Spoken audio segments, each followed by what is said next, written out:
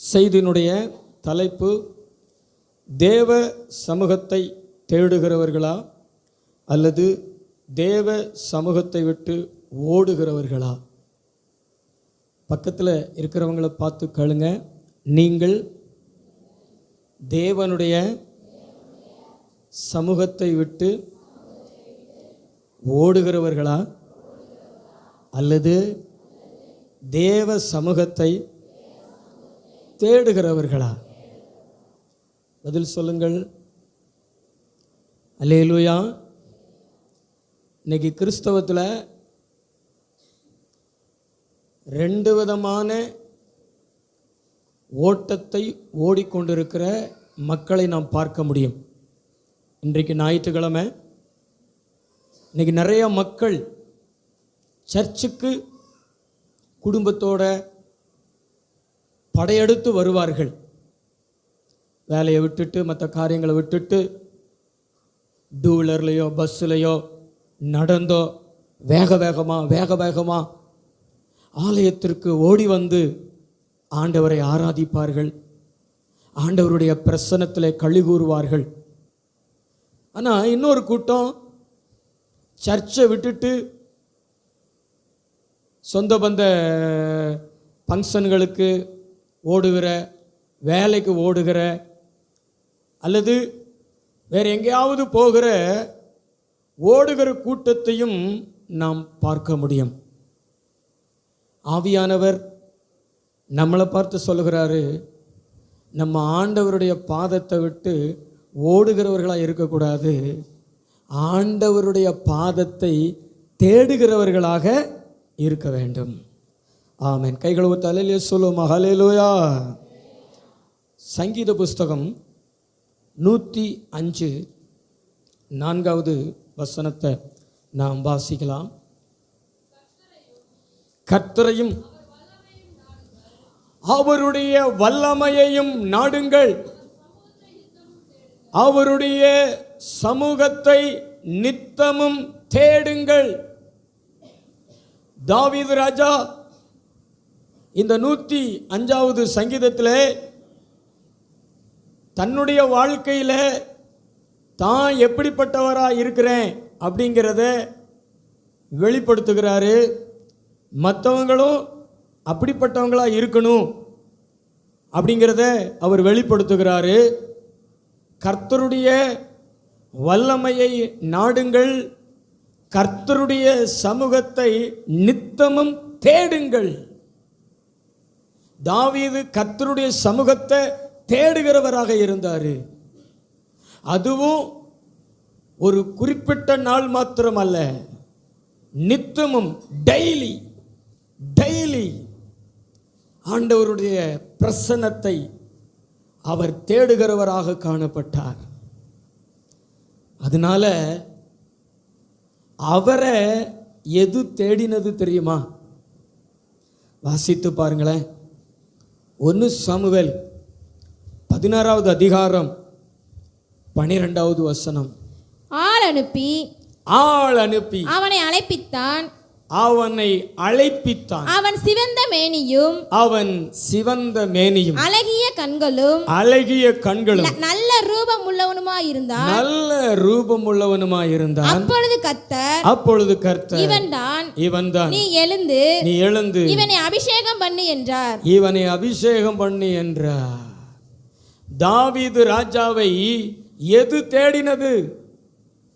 நான் ஒன்று சொல்லுகிறேங்க, ஆண்டவருடைய வார்த்தை அப்படித்தான் சொல்லுகிறது. நீங்க எதை தேடுறீங்களோ அதுதான் உங்களை தேடும். இந்த தாவீது தினந்தோறும் தேவ சமூகத்தை தேடுகிறவராக இருந்தபடினால அவரை எது தேடினது? உயர்வு தேடினது, மேன்மை தேடினது. சமஸ்த இஸ்ரவேலுக்கும் சவுல் ராஜாவா இருக்கிறாரு. ஆனா கர்த்தர் அவரை ராஜாவா இராதபடி புறக்கணித்து தள்ளினார். அவரை பார்க்கலும் ஒரு உத்தமனை ஆண்டவர் ராஜாவாக நியமிப்பதற்கு சாமுவேல் தீர்க்கதரிசிய பெத்லகேம் ஊருக்கு அனுப்புகிறார். ஈசாயினுடைய குமாரர்களில் ஒருவரை நான் ராஜாவாக தெரிந்து கொண்டேன் என்று சொல்லுகிறார். அந்த ஆர்டினேஷன் சர்வீஸுக்கு ஆயத்தங்கள் நடைபெறுகிறது. தாவீதோடு கூட பிறந்த 7 சகோதரர்கள் ஈசாயினுடைய வீட்டில், தகப்பனுடைய வீட்டில் ஆயத்தமாக அமர்ந்திருக்கிறார்கள். தாவீதோ வனாந்தரத்தில் ஆடு மேய்த்து கொண்டிருக்கிறார். இந்த சூழ்நிலையில் சாமுவேல் தீர்க்கதரிசி 7 பேரையும் அபிஷேகம் பண்ண அவர் காத்திருக்கும் பொழுது கர்த்தர் இதில் ஒருத்தர் இல்லை அப்படின்னு சொல்லுகிறாரு. அதற்கு பின்பு சாமுவேல் தீர்க்கதரிசி ஈசாயினிடத்தில் கேட்கிறாரு, உமக்கு வேறு ஏதாவது குமாரர்கள் உண்டா என்று கேட்கும் பொழுது தான் வனாந்திரத்தில் ஒருவன் ஆடு மேய்த்து கொண்டிருக்கிறான் என்று தாவீதை குறித்து சொல்லுகிறாரு. உடனே சாமுவேல் தீர்க்கதரிசி சொல்கிறாரு, அவனை ஆள் அனுப்பி அழைப்பி அவன் வருகிற வரைக்கும் நான் சாப்பிட மாட்டேன்னு உட்கார்ந்துட்டாரு. தாவீதை எது தேடினது? தாவீது எதற்காக தேடப்பட்டா? உயர்வுக்காக, மேன்மைக்காக. அல்லேலூயா. அதுவும் ஆடு மேய்த்து கொண்டிருக்கிறவங்க எந்த இடத்துல இருப்பாங்க அப்படின்னு யாருக்கும் தெரியாது. அவங்கள ஒவ்வொரு இடத்துலையா என்ன செய்யணும்? தேடணும். இந்த ஈசாய் அனுப்பின ஆட்கள் அந்த தாவீதை தேடி இருப்பாங்க. இந்த காட்டில் தேடி இருப்பாங்க, அந்த இடத்துல தேடி இருப்பாங்க, அந்த இடத்துல தேடி இருப்பாங்க. ஏன்னா ஆடு மேய்த்து கொண்டிருக்கிறவர்கள் ஒரு குறிப்பிட்ட இடத்துல அவங்க மந்தையை வைத்திருந்தாலும் மேய்ச்சலுக்கு பல இடங்களுக்கு கொண்டு போவார்கள். அந்த மாதிரி சூழ்நிலையில் தான் தாவீது தேடுவதற்காக அனுப்பப்படுகிறார். ஆட்களை ஈசாய் அனுப்புகிறார். அவங்க போய் தேடுகிறார்கள். ஆனால் கண்டுபிடிச்சிட்டாங்க. கண்டுபிடிச்சு கூட்டிட்டு வருகிறார்கள். தாவீது எதற்காக தேடப்பட்டார் என்றால் ராஜரீகத்தை பெற்றுக்கொள்வதற்காக, உயர்வை பெற்றுக்கொள்வதற்காக, மேன்மையை பெற்றுக்கொள்வதற்காக. அப்படி ஒரு தேடல் அவருடைய வாழ்க்கையில் வருவதற்கு காரணம், அவர் கர்த்தருடைய சமூகத்தை விட்டு ஓடுகிறவர் அல்ல, கர்த்தருடைய சமூகத்தை நித்தமும் தேடுகிறவராக இருந்தார். அல்லேலூயா, அல்லேலூயா. நல்ல கைத்தட்டி ஆண்டவருக்கு நன்றி சொல்லுங்களேன். நீங்கள் கர்த்தருடைய சமூகத்தை தேடுகிறவங்களா இருங்க. உங்களை ஆசீர்வாதம் தேடும், உயர்வு தேடும், மேன்மை தேடும். தாவீது சொல்லுகிறாரு 23வது சங்கீதத்தில், என் ஜீவனுள்ள நாளெல்லாம் நன்மையும் கிருபையும் என்னை தொடரும். நான் கர்த்தருடைய வீட்டில் நீடித்த நாட்களாய் நிலைத்திருப்பேன் என்று. நம்மளை உயர்வு தேடும், நம்மளை மேன்மை தேடும், நம்மிடத்துல நன்மையை கொடுப்பதற்காக, நமக்கு சந்தோஷத்தை தருகிற, மகிழ்ச்சியை தரக்கூடிய காரியங்களை நம்முடைய கரத்தில் கொடுப்பதற்காக ஆட்கள் நம்மளை தேடுவார்கள். அப்படிப்பட்ட ஒரு தேடலுக்கு நாம் ஆண்டவருடைய சமூகத்தை விட்டு ஒரு நாளும் ஓடுகிறவர்களாக இருக்கக்கூடாது. ஆண்டவருடைய சமூகத்தை நோக்கி ஓடி வருகிறவர்களாக இருக்கணும். ஆமென். கைகளை உயர்த்தி அல்லேலூயா சொல்லுங்களேன். அல்லேலூயா. இன்னைக்கு நிறைய பேர் ஆசீர்வாதத்தை இழந்து போகிறதுக்கு காரணம் ஆண்டவருடைய சமூகத்தை தேடாமல் இருக்கிறபடினால தான். பக்கத்தில் உங்களை பார்த்து சொல்லுங்களேன், ஆண்டவருடைய பாதத்தில் தான், ஆண்டவருடைய சமூகத்தில் தான் எல்லாமே உண்டு. ஆசீர்வாதம் உண்டு, இளைப்பாறுதல் உண்டு, நன்மைகள் உண்டு, மேன்மைகள் உண்டு, கனம் உண்டு. அதனால ஆசீர்வாதத்தை பெற்றுக்கொள்ள விரும்புகிறவர்கள் ஆண்டவருடைய சமூகத்தை தேடி ஓடி வர வேண்டும். அல்லேலூயா. நல்ல கைத்தட்டி ஆண்டவருக்கு நன்றி, நன்றி. சரி, இன்னொரு மனுஷன் ஆண்டவருடைய சமூகத்தை விட்டு ஓடினான். அவனுடைய பேர் என்ன பேர் அப்படின்னா யோனா தீர்க்கதரிசி.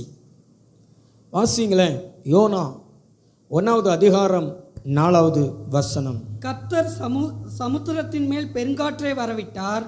கர்த்தர் சமுத்திரத்தின் மேல் பெருங்காற்றை வரவிட்டார். அதனால் கடலிலே கப்பல் உடையும் என்று நினைக்கத்தக்க பெரிய கொந்தளிப்பு உண்டாயிற்று. அப்பொழுது கப்பற்காரர் பயந்து அவனவன் தன் தன் தேவனை நோக்கி வேண்டுதல் செய்து பாரத்தை லேசாகும்படி கப்பலில் இருந்த சரக்குகளை சமுத்திரத்தில் எறிந்து விட்டார்கள். யோனாவோ வென்றால் கப்பலின் கீழ்த்தட்டில் இறங்கி போய் படுத்துக்கொண்டு அயர்ந்த நித்திரை பண்ணினான். அப்பொழுது மாலுமி அவனிடத்தில் வந்து, நீ நித்திரை பண்ணுகிறது என்ன? எழுந்திருந்து உன் தேவனை நோக்கி வேண்டிக்கொள். நாம் அழிந்து போகாதபடிக்கு சுவாமி ஒருவேளை நம்மை நினைத்தருள்வார் என்றான். ஆமென். இங்கே யோனா ஒரு குறிப்பிட்ட காரியத்துக்காக தேடப்படுகிறார். கப்பல்ல அடித்தட்டுல அயர்ந்த நித்திரையில் இருக்கிறார். அப்ப கப்பல் மாலுமி வந்து அவனை தட்டி எழுப்புகிறார். எதுக்கு எழுப்புகிறாரு சொல்லுங்களேன்? யோனாவை எதுக்கு எழுப்பினார் மாலுமி? யோனாவை மாலுமி எதுக்கு எழுப்பினாரு தெரியாதா? யோனாவை மாலுமி எதுக்கு எழுப்பினாரு? எதுக்கு எழுப்பினாரு? ஒண்ணுமே தெரியாதா? எதுக்கு எழுப்பினாரு? வாய்க்கிலே சொல்லிக்கோங்க, சத்தமா சொல்லுங்க. தேவனை நோக்கி வேண்டிக் கொள்ள. இல்லை இல்லை, அவனை எதுக்கு எழுப்பினார் தெரியுமா? பாதி தூக்கத்தில் நல்லா அயர்ந்த நித்திரையில் இருக்கிறவனை போய் எதுக்கு எழுப்பினார் தெரியுமா? கடலுக்குள்ளே தூக்கி போட, கப்பல்ல இருந்து கடலுக்குள்ளே தூக்கி போடுறதுக்கு தான் அவனை போய் எழுப்புறாரு. சீட்டு யாருடைய பேரில் விழுந்தது? சீட்டு யாருடைய பேரில் விழுந்தது? யோனாவின் பேரில் விழுந்தது. அந்த யோனாவின் மூலமாக மற்ற மனுஷர்களுக்கு அழிவு வந்துடக்கூடாது, மற்ற மனுஷர்களுக்கு பாதிப்பு வந்துடக்கூடாதுன்னு சொல்லி இந்த கப்பல் மாலுமி அவனை பாதி தூக்கத்தில் போய் எழுப்புகிறாரு. அவன் அயர்ந்த நித்திரையில் இருக்கிறான். அதுக்கு பிறகு அவன் வந்து எழுந்திருக்கிறான். அவனிடத்துல விசாரிக்கிறாங்க. அப்போ தான் அவன் சொல்கிறான், நான் கர்த்தருடைய சமூகத்தை விட்டு விலகி ஓடி போகிறவன் என்று. ஆண்டவருடைய வார்த்தை சொல்கிறது, நீங்கள் கர்த்தருடைய சமூகத்தை விட்டு விலகி ஓடி போகிறவங்களாக இருந்தீங்கன்னா, நீங்கள் நல்லா தூங்கிக்கிட்டு இருக்கிற சமயத்தில் கூட உங்களுடைய தூக்கம் கெட்டு போகும். உங்கள் தூக்கத்தை கெடுக்கக்கூடிய, இனி தூங்கவே முடியாத அளவிற்கு கொந்தளிப்புகளும் பிரச்சனைகளும் போராட்டங்களும் உங்கள் வாழ்க்கையில் எழும்பக்கூடும். அவைகளை நீங்கள் சந்திக்கக்கூடும். இந்த யோனா நிம்மதியாக தூங்கிக்கிட்டு இருந்தான், அயர்ந்த நித்திரையில் இருந்தான். ஆனால் மாலுமி அவனை போய் எழுப்பின பின்பு, உண்மையெல்லாம் சொன்ன பின்பு, அவன் கடலில் வந்த கொந்தளிப்பை பார்த்த பின்பு, அதுக்கு பிறகு அவன் தூங்கி இருக்க மாட்டான். அதற்கு பின்பு அவன் கடலில் தூக்கி போடப்பட்டான். மீனின் வயிற்றுக்குள்ளே 3 நாள் இருக்க வேண்டியிருந்தது. பாடுகளும் வேதனைகளும் உபத்திரவங்களும் கஷ்டங்களும் பிரச்சனைகளும் அவனுடைய வாழ்க்கையில் எழும்ப ஆரம்பித்தது. ஆவியானவர் நம்மளை பார்த்து சொல்கிறாரு, நீங்கள் ஆண்டவருடைய சமூகத்தை விட்டு ஓட ஓட ஓட உங்கள் தூக்கத்தை இழந்து போய் விடுவீர்கள். அல்லேலூயா. உங்கள் வாழ்க்கையில் அமைதியாய் போய்கொண்டிருக்கிற பயணம், உங்கள் வாழ்க்கை பயணம், அதுக்கு பிறகு ஒரு அமைதியை பார்க்க முடியாது. கடல்ல ஒரு கொந்தளிப்பு உண்டானது போல உங்களுடைய வாழ்க்கையிலையும் இதோ ஒரு கொந்தளிப்பை நீங்கள் சந்திக்கக்கூடும். அதனால்தான் கர்த்தர் இன்னைக்கு உங்களை பார்த்து சொல்றாரு, நீ ஓடின காலம் போதும். ஆண்டவருக்கு முக்கியத்துவம் கொடுக்காம மற்ற காரியங்களுக்கு முக்கியத்துவம் கொடுத்து கர்த்தருடைய ஆராதனை அசட்டை பண்ணி கர்த்தருடைய சமூகத்தை ஒதுக்கி வச்சுட்டு மற்ற காரியங்களை நோக்கி நீ ஓடின காலம் போதும். இனி ஆண்டவர் உன்னை பார்த்து சொல்லுகிறாரு, இனி ஆண்டவரை நோக்கி ஓடிவா, தாவீதை போல ஓடிவா. ஆண்டவர் உனக்கு அழைப்பு கொடுக்கும் பொழுதெல்லாம் அந்த அழைப்புக்கு கீழ்ப்படிந்து ஆண்டவருடைய பாதத்துக்கு ஓடிவா. உன்னை நோக்கி மேன்மை தேடி வரும், உன்னை நோக்கி உயர்வு தேடி வரும். அதற்கு மாறாக ஆண்டவருடைய சமூகத்தை விட்டு நீ ஓடுவாயானால் உன்னை தேடி மேன்மை வராது, உன்னை தேடி கனம் வராது, கொந்தளிப்பு வரும். ஆமென். பக்கத்துவங்களை பார்த்து கேளுங்களேன், உங்களுக்கு எது வேணும் வரணும்? உங்களை எது சந்திக்கணும்? கொந்தளிப்பு சந்திக்கணுமா? பெருங்காற்று சந்திக்கணுமா? மீனின் வயிற்றுக்குள்ள போகணுமா?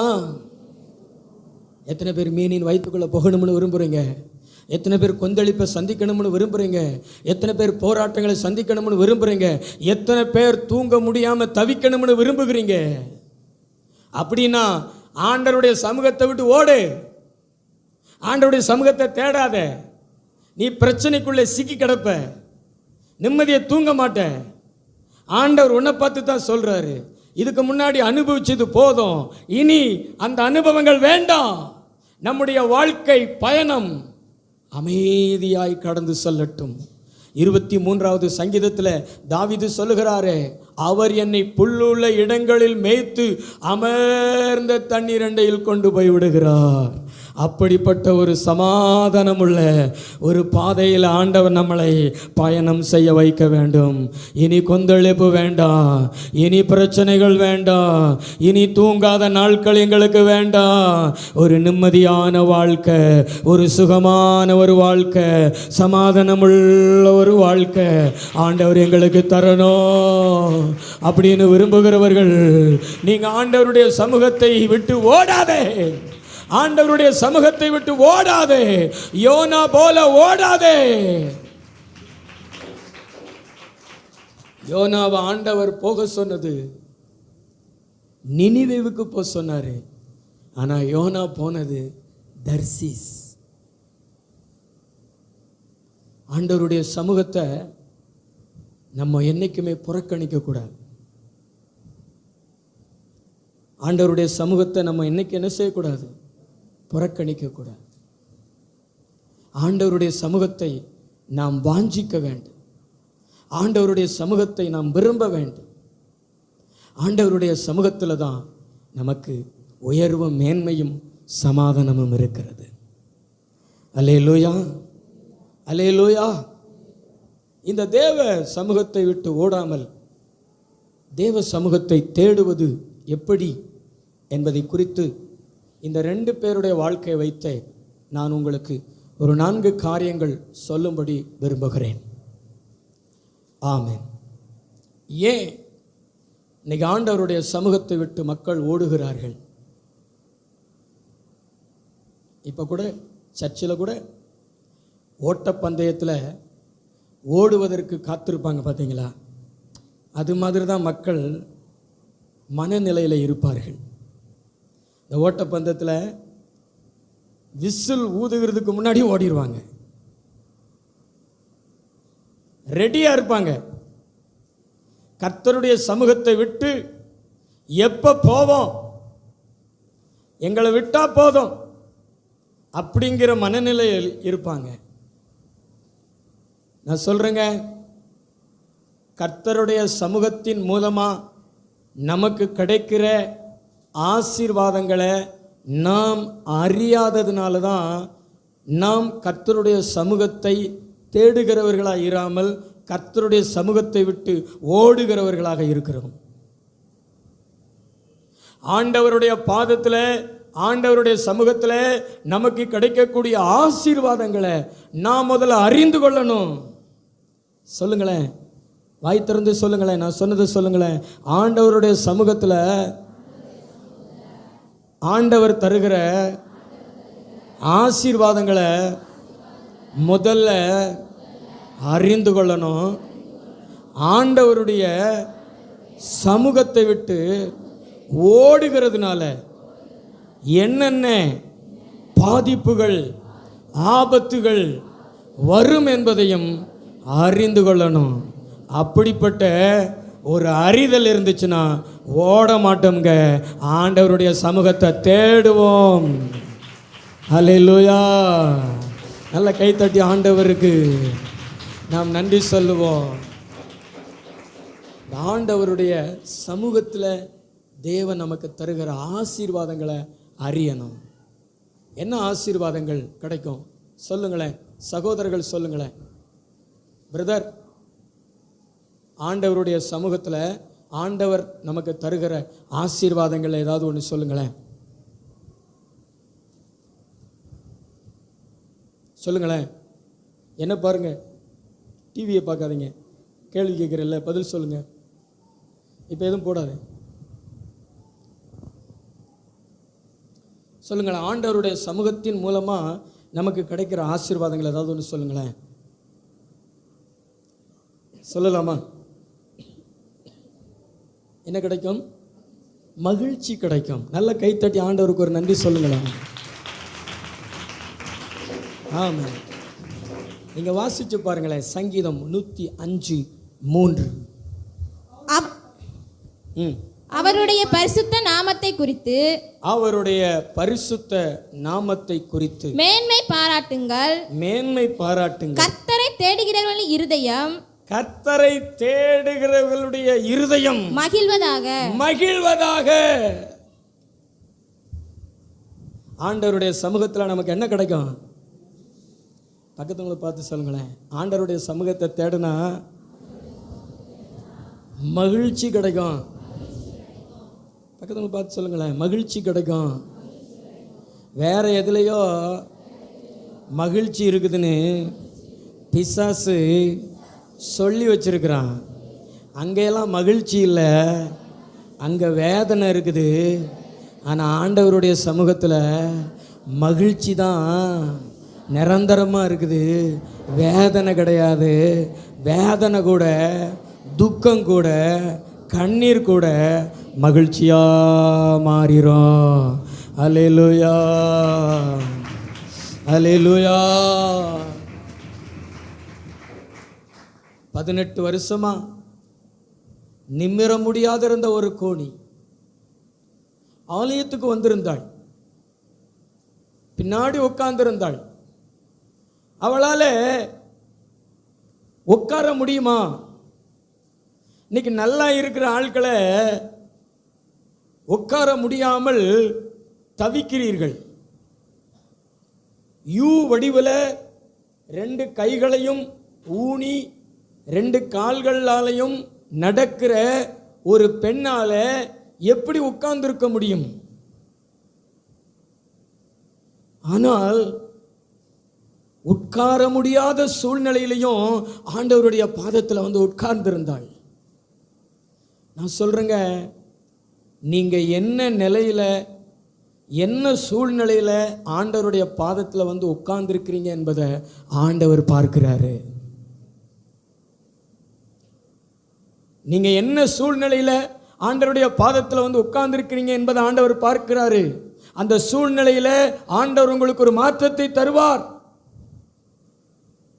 அந்த சூழ்நிலையிலிருந்து ஆண்டவர் உங்களை விடுவிப்பார்.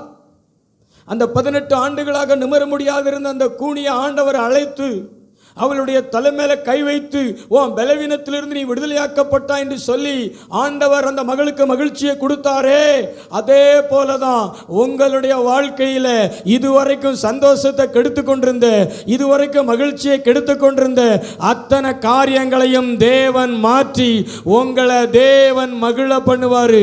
உங்களுடைய வாழ்க்கையில மகிழ்ச்சியை தருவாரு.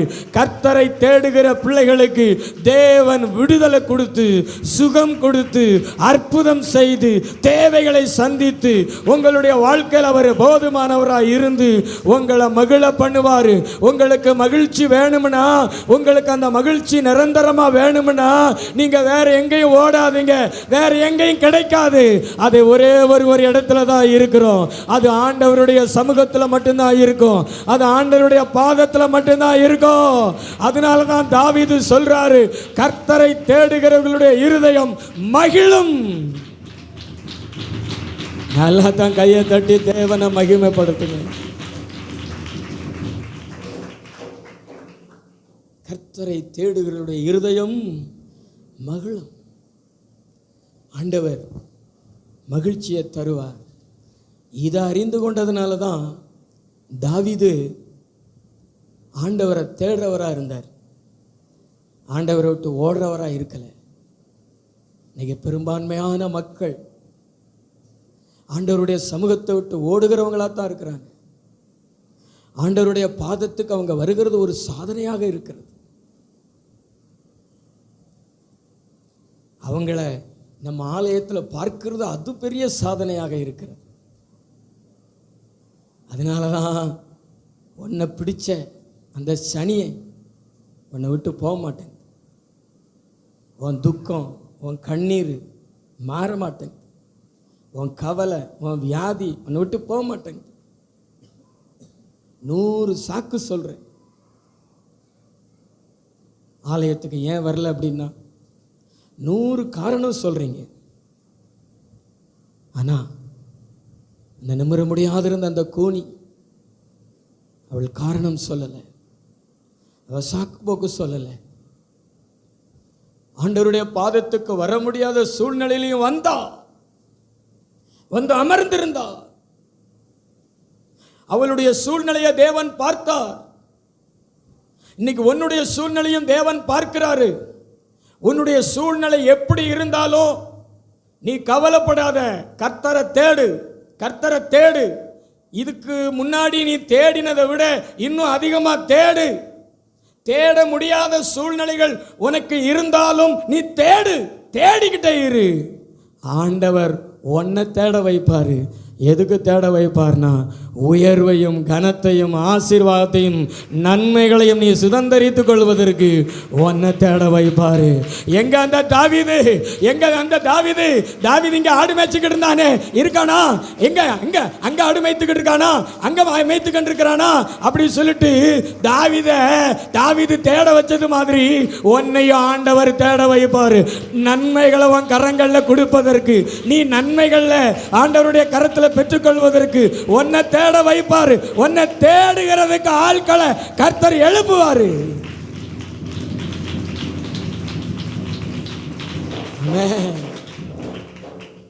ஆண்டவர் சும்மா இல்ல, ஆண்டவர் அற்புதர். அவரை தேடுறவங்களுக்கு ஒரு நன்மையும் குறைவுபடாது. இன்னொரு வசனம் கூட சொல்றார் பாருங்களேன். சங்கீதம் 69:32. சாந்த குணம் உள்ளவர்கள் இதை கண்டு சந்தோஷப்படுவார்கள். தேவனை தேடுகிறவர்களோ உங்கள் இருதயம் வாழும். நீங்க தேவனை தேடுனீங்கன்னா எது வாழும்? ஆண்டவருடைய வார்த்தை சொல்லுகிறது, உங்க இருதயம் வாழும். உங்க இருதயம் செத்து போகாது. உங்க இருதயம்னா ஆத்துமா. இன்னைக்கு நிறைய பேருடைய ஆத்துமாக்கள் செத்து போய் விடுகிறது.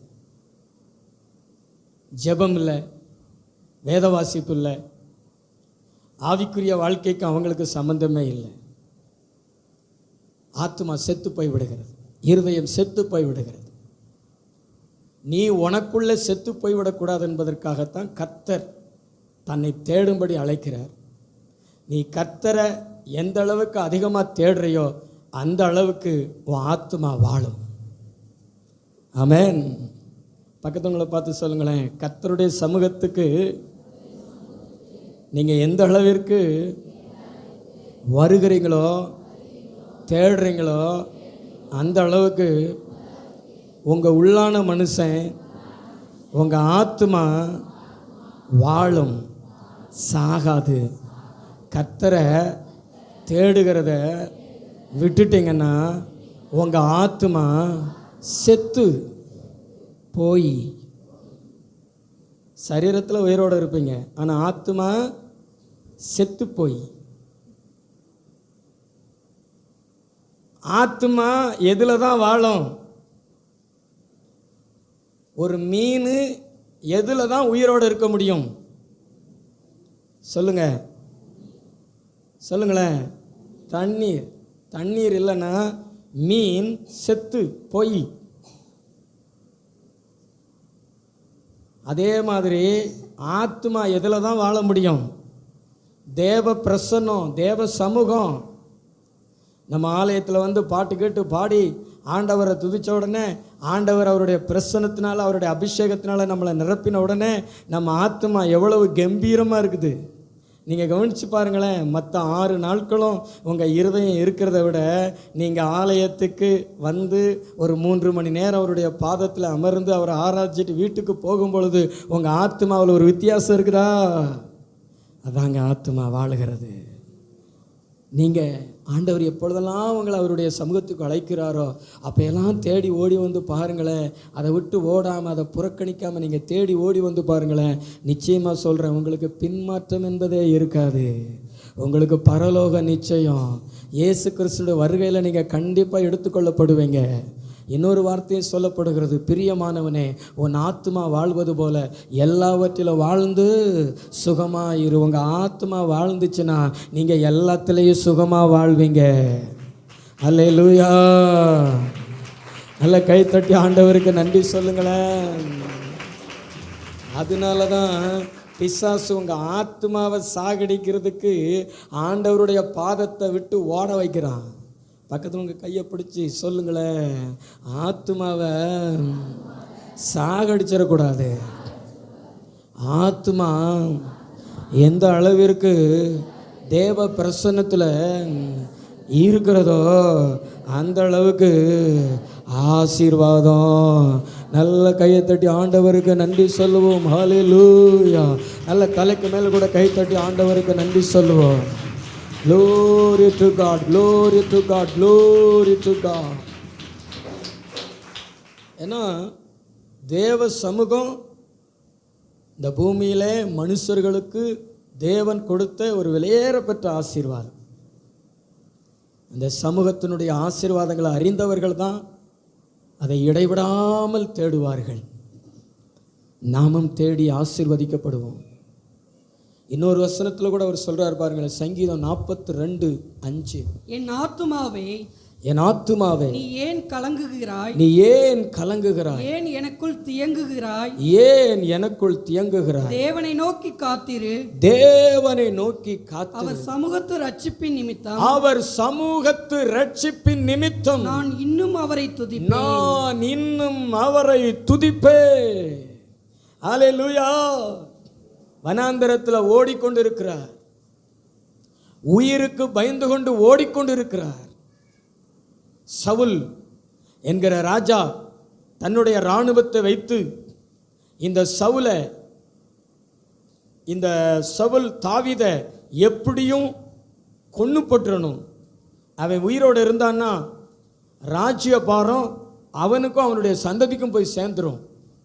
நம்முடைய சந்ததி ராஜ்யபாரத்தில் இருக்க முடியாது என்று சொல்லி இந்த சவுல் அவனை ஒரு தெள்ளுப்பூச்சியை தேடுகிறது மாதிரி தேடுறான். ஆனால் இந்த தாவீது மலை மேலே அமர்ந்து கொண்டு சங்கீதம் பாடுகிறார். என் ஆத்துமாவே நீ ஏன் கலங்குகிற? என் ஆத்துமாவை ஏன் தியங்குகிற? என்னிடத்துல தேவ சமூகம் உண்டு, என்னிடத்துல தேவ பிரசன்னம் உண்டு. நான் மலையில இருந்தாலும், நான் காடுகள்ல இருந்தாலும், நான் கர்த்தரை ஆராதிக்கிறவன், நான் கர்த்தரை பாடுகிறவன், நான் கர்த்தருடைய சமூகத்தை தேடுகிறவன். என்னிடத்துல தேவனுடைய சமூகம் உண்டு. இந்த தேவனுடைய சமூகத்தின் மூலமா எனக்கு ரட்சிப்பு உண்டு. என்னை சவுல் கொன்று போற்ற முடியாது. அவனுடைய கைகளுக்கு இந்த தேவ சமூகம் என்னை தப்புவிக்கும், என்னை ரட்சிக்கும். நான் ரட்சிக்கப்படுவேன். நான் ரட்சிக்கப்பட்ட பின்பு இன்னும் அவரை துதிப்பேன், இன்னும் அவரை துதிப்பேன் அப்படி சொல்லிட்டு இந்த சங்கீதத்தை பாடுகிறாரு. தேவ சமூகத்தில் இருந்தோம்னா நமக்கு எந்த பயமும் தேவை கிடையாது. ஆண்டவருடைய வார்த்தை சொல்லுகிறது, அவருடைய சமூகம் நம்மளை ரட்சித்து கொண்டே இருக்கும், நம்மளை தப்புவித்து கொண்டே இருக்கும், நம்மளை பாதுகாத்து கொண்டே இருக்கும். நம்ம வியாதிக்கோ, பிசாசின் கிரியைகளுக்கோ, அந்தகார வல்லமைகளுக்கோ, மனுஷர்களுக்கோ, வேற எதுக்கும் நம்ம பயப்பட தேவையில்லை. இந்த தேவ பிரசன்னம் நம்மளை தப்புவிக்கும், இந்த தேவ பிரசன்னம் நம்மளை பாதுகாக்கும். நல்ல கையை தட்டி ஆண்டவருக்கு நன்றி சொல்லுங்களேன். அவருடைய சமூகத்தை ரட்சிப்பின் நிமித்தம் இன்னும் நான் துதிப்பேன். இந்த வாரம் துதிச்சிருக்கிறீங்களா? இந்த வாரம் கர்த்தரை ஆராதிச்சிருக்கிறீங்களா? இந்த தேவ சமூகம் இந்த வாரம் முழுதும் உங்களை ரட்சிக்கும், உங்களை பாதுகாக்கும். அடுத்த வாரம் வந்து ஆண்டவருடைய சமூகத்தில் ஆண்டவரை துதிப்பீங்க. ஹல்லேலூயா. இதெல்லாம் அறிந்திருக்கிறபடினால தான் தாவீது நித்தமும் அவர் சமூகத்தை தேடுங்கள் என்கிறார். உங்களுக்கு ரட்சிப்பு உண்டு. உங்களுக்கு என்ன உண்டு? சொல்லுங்களேன். ரட்சிப்பு உண்டு. பிரதர், உங்களுக்கு என்ன உண்டு? சத்தமாக சொல்லுங்கள். இந்த உலகத்து மனுஷர்களுடைய வாழ்க்கையில் நடக்கிற மாதிரி உங்கள் வாழ்க்கையில் நடக்காது தம்பி. இந்த உலகத்து மனுஷருடைய வாழ்க்கையில் நடக்கிற மாதிரி உங்கள் வாழ்க்கையில் நடக்காது. அவங்க வாழ்க்கையில் தேவ சமூகம் இல்லை, ஆனால் உங்கள் வாழ்க்கையில் என்ன இருக்கிறது? சொல்லுங்கள். தேவ சமூகம் இருக்கிறது. என் சமூகம் உனக்கு முன்பாக செல்லும், நான் உனக்கு முன்னாக போய் இளைப்பாறுதல் தருவேன் அப்படி சொல்கிறார் ஆண்டவர். அது உங்களை பாதுகாக்கும், உங்களை ரட்சிக்கும். முழிரவு ஜெபத்தன்று கூட ஒரு அற்புதம் நடந்ததை நான் கேள்விப்பட்டு கர்த்தருக்கு நன்றி சொன்னேன் நான். ஆமென். யாபேஸ் அவங்க வீட்டில் ஒரு அற்புதத்தை தேவன் செய்திருக்கிறார். அவங்க எல்லாரும் குடும்பத்தோட முழிரவு ஜெபத்துக்கு வந்து விட்டார்கள். அவன் தம்பி மாத்திரம் வரவில்லை, அவன் இன்னொரு வீட்டில் படுத்திருந்திருக்கிறான். அவனுக்கு ஒரு தூக்க பேய் பிடித்து விட்டது போல, அதனால் படுத்து தூங்கி விட்டான். ஆனால் அதில் கூட தேவன் ஒரு ரட்சிப்பை கொடுத்துருக்கிறாரு பாருங்களேன். அவங்க வீட்டில் தூங்காமல் வேற ஒரு வீட்டில் தூங்க வச்சிருக்கிறார். கர்த்தர் நல்லவர். ஆமென். அவங்க அம்மா சிலிண்டரை திறந்து விட்டு முழுவதும் ஜெபத்துக்கு வந்துருச்சு. நம்ம 1:30 மணிக்கு தானே முடித்தோம். சிலிண்டரை திறந்து விட்டுருக்காங்கன்னு நினச்சா சீக்கிரமே முடிச்சிருக்கலாம். இவங்க எல்லாம் முழுவதும் ஜெபத்துக்கு வந்துட்டு அவங்க அப்பா ரொம்ப ஞானத்தை தேவன் அவருக்கு கொடுத்துருக்கிறார். வீட்டை திறந்துருக்கிறார், இந்த ஸ்மெல் வந்திருக்கிறது. உடனே அவர் உஷாராயிட்டார்.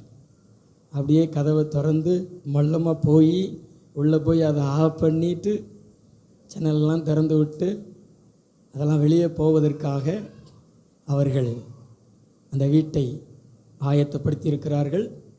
அன்றைக்கு ஒரு பெரிய ஆபத்து நடந்திருக்க வேண்டியது, ஆனால் கர்த்தர் தப்பு வைத்திருக்கிறார்.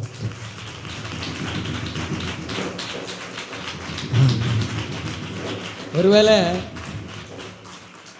முழுரவு ஜெபத்துக்கு அவங்க வராமல் வீட்டிலே படுத்திருந்தா கூட பாதி தூக்கத்தில் எந்திரிச்சு லைட்டை கீட்டை போட்டு அந்த சிலிண்டர் தீ பிடித்து ஆபத்து வருவதற்கு வாய்ப்பு இருந்திருக்கிறது.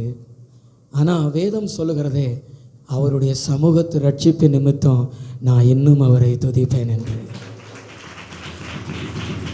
அல்லேலூயா. நல்ல 2 கைகளை தட்டி ஆண்டவருக்கு நன்றி சொல்லுங்கள். வழிகளெல்லாம் உன்னை காக்கும்படி உனக்காக தம்முடைய தூதர்களுக்கு கட்டளையிடுவார். உன் பாதம் கல்லில் இடராதபடிக்கு அவர்கள் உன்னை தங்கள் கைகளில் ஏந்தி கொண்டு போவார்கள். சிங்கத்தின் மேலும் விரியன் பாம்பின் மேல நீ நடந்து பால சிங்கத்தை வலு சர்ப்பத்தை நீ மிதித்து போடுவாய். அவன் என்னிடத்தில் வாஞ்சியாய் இருக்கிறபடினால் நான் அவனை விடுவிப்பேன். அவன் என் நாமத்தை அறிந்திருக்கிறபடினால் அவனை உயர்ந்த அடைக்கலத்தில் வைப்பேன். கர்த்தரை தேடுகிற, கர்த்தருடைய சமூகத்தை பெற்றிருக்கிற நீ வெட்கப்பட்டு போக மாட்டேயே, நீ ஆபத்துகளை சந்திக்க மாட்டேயே. அவருடைய சமூகத்து ரட்சிப்பு உனக்கு உண்டு. நல்ல கையை தட்டி பரிசுத்த ஆவியில நிறைஞ்சு இன்னும் ஆண்டவர் உன்னை ரட்சிப்பாரு. இன்னைக்கு ஆண்டவருடைய பாதத்தில் அவரை ஆராதிச்சுட்டு அவருடைய சமூகத்தையும் அவருடைய பிரசன்னத்தையும் வீட்டுக்கு கொண்டுட்டு போறியே, இந்த வாரம் முழுவதும் ஆண்டவருடைய சமூகம் உன்னையும் குடும்பத்தையும் பிள்ளைகளையும் ரட்சிக்கும் ரட்சிக்கும் ரட்சிக்கும்.